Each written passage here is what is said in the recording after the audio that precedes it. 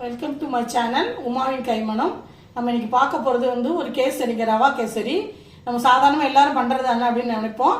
அதுக்கு வந்து ஒரு சில டிப்ஸ் எல்லாம் இருக்குது. அதை நம்ம வந்து ஃபாலோ பண்ணோன்னா வந்து 5 நாள் ஆனாலும் இது கெட்டே போகாது. ரொம்ப ஈஸியாக பண்ணிடலாம். நம்ம வந்து இது எப்படி பண்ணுறதுன்னு வாங்க போய் பார்ப்போம். ரவை எடுத்து வச்சுருக்கேன். 100 கிராம் ரவைனா 200 ஜீனி, 2 பங்கு 200 ஜீனி, 200 தண்ணி. ஒரு பங்குக்கு 2 பங்கு ஜீனி, 2 பங்கு தண்ணி.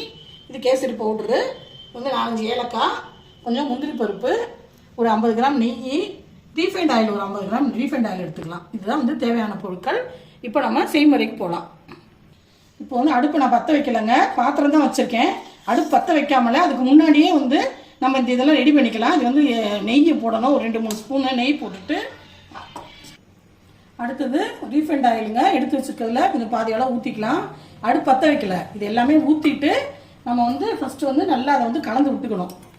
கலந்துட்டு தான் இப்போ இதில் வந்து அடுப்பு பற்ற வைக்கல, நான் வந்து எண்ணெயும் நெய்யும் போட்டிருக்கேன். இதோட வந்து நம்ம எடுத்து வச்சுருக்கோம் இல்லையா, அந்த ரவையும் போட்டு நல்லா வந்து கலக்கிட்டு அதுக்கப்புறம் தான் நம்ம வந்து அடுப்பு பற்ற வைக்க போகிறோம்.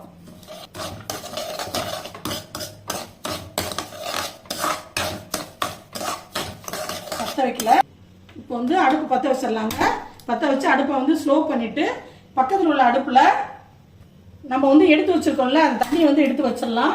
ஏன்னா தண்ணி வந்து தளத்தல நல்லா கொதிக்கணும். கொதிக்கும் போது தான் நம்ம ஊற்ற முடியும். அதனால தண்ணி வந்து சுடட்டும், நம்ம வந்து ரவையை வறுக்கலாம். இப்போ வந்து தண்ணி வந்து நல்லா கொதிக்குதுங்க. நான் வந்து கேசரி பவுடர் வந்து அதில் போட்டேன். அது வந்து இந்த பக்கம் வந்து நம்ம ரவையை வந்து நல்லா ஆயில் நெய்யெல்லாம் போட்டுருக்கோம்ல, அதனால இங்கே ரவையை பாருங்கள் நல்லா அப்படியே பொரிஞ்சு வந்துருக்கு பாருங்கள். வெள்ளை கலராக நல்லா பொரிஞ்சு போய் வந்துருக்கு பாருங்கள். அதுக்கப்புறமேட்டு நம்ம வந்து இந்த தண்ணி எடுத்து அதில் வந்து ஊற்ற போகிறோம். இப்போ அது வந்து நல்லா பொரிஞ்சு வந்துருச்சு. இப்போ வந்து இந்த தண்ணி எடுத்து நான் அதில் வந்து கொதிக்கிற தண்ணியில் கேசரி பவுடர் போட்டு இப்போ வந்து அதை வந்து ஊற்றிட்டு நல்லா வந்து கிட்ட போகிறேன். வந்து முதலையே இந்த மாதிரி ஆயில் நெய்யெல்லாம் ஊற்றி அடுப்பு பற்ற வைக்கிறதுக்குள்ள நம்ம கிண்ணணும் இல்லைங்களா, அந்த மாதிரி பண்ணி தண்ணி இப்படி கொதிக்க வச்சு ஊற்றுனீங்கன்னா கட்டியே விழுகாது. இல்லைன்னா அந்த கேசரி கிண்ணும் போது நம்ம கட்டியாக வந்துடும் இல்லைங்களா, அந்த பிரச்சனையே இதில் வரவே வராது. இப்போ பாருங்கள் எவ்வளோ நல்லா லிக்விடாக தெரியுது பாருங்கள். நல்லா சூப்பராக இருக்குது. 1 பங்கு 2 பங்கு சீனி, 2 பங்கு தண்ணி. இது வந்து இந்த மெத்தடில் பண்ணும்போது கட்டி விழுகிறதுக்கு வாய்ப்பே இல்லை. ரவை வந்து சூப்பராக இருக்குது. இப்போ வந்து நல்லா வந்து பாருங்கள், சட்டியில் வந்து நல்லா கனமான பாத்திரம் வச்சுருக்கேன். சட்டியில் வந்து ஒட்டவே இல்லை. அவ்வளோ நல்லா சூப்பராக வெந்துருச்சு ரவை. நம்ம வந்து இப்போ அடுத்து ஜீனியை போட்டுட்டு நம்ம வந்து கை விடாமல் நல்லா வந்து கிட்டிக்கணும். ஜீனியை போட்டுட்டு நல்லா வந்து விடாமல் கிட்டினோம்னா நல்லா சூப்பராக வந்துடும். அப்படியே ஒரு மாதிரி பபுள்ஸாக ஒரு ஈரமாக இருக்கும். லிக்விடாக இருக்குன்னு பயப்பட வேண்டாம், ஆறாவது சரியாக போயிடும். இங்கே பாருங்கள் இப்படி தண்ணி மாதிரி தான் இருக்குது. என்ன அது அப்படியே பபுள்ஸாக வரும் பாருங்கள். அந்த டைமில் வந்து நம்ம ஆஃப் பண்ணிடணும். நல்லா கெட்டியாக நல்லா சூப்பராக வரும். நம்ம வந்து இப்படி தண்ணி மாதிரி இருக்கேன்னு நினச்சி நம்ம பயப்பட தேவையில்லை, ஆறுனா சரியாக போயிடும். பாருங்கள் நல்லா வந்து கொதிக்க ஆரம்பிச்சிருச்சு பாருங்கள். இந்த டைமில் இப்படி தண்ணி மாதிரி தான் இருக்கும். இது கெட்டியாக விட்டு நம்ம வெயிட் பண்ணக்கூடாது, அது இறுக்கி போயிடும்.